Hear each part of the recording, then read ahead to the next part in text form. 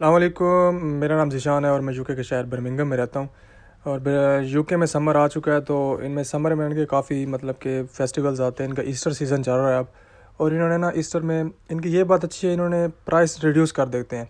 If I compare करूँ मैं पाकिस्तान को और यहाँ को, जब पाकिस्तान में कोई त्यौहार या कोई सीज़न ऐसा आता है तो पाकिस्तानी क्या करते हैं, उसमें ज़्यादा पैसा कमाने के लिए ना प्राइसेस बढ़ा देते हैं। लेकिन यहाँ पे ऐसा नहीं होता। यहाँ पे जब भी कोई ऐसा उनका त्यौहार या उनका कोई ऐसी हॉलीडेज़ या उनका कोई सीज़न आता है, तो उनकी जो है ना बड़े बड़े स्टोर्स में उनकी प्राइस रिड्यूस कर देते हैं। इसलिए अब मैं आपको एलडी में जाके ना चीज़ों की प्राइस दिखाता हूँ। और पहले कितनी थी, उन्होंने जो ईस्टर सीज़न इनका स्टार्ट हुआ है तो उन्होंने इतनी जो प्राइस थी उन्होंने कितनी कम की है उसमें।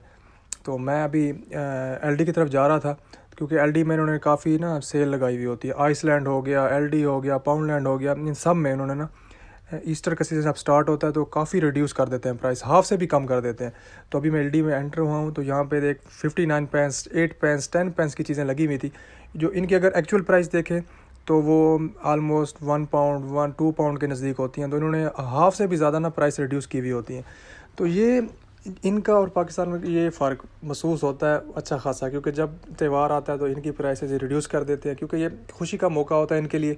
और ये सब के लिए ना एक जैसी चीज़ें रख देते हैं ताकि गरीब भी ले लें और भी ले लें। लेकिन जब पाकिस्तान में ऐसा कोई सीज़न आता है, जैसे कि रमज़ान में कर लें, तो फ्रूट्स की प्राइस ऐसे अप हो जाती है ना।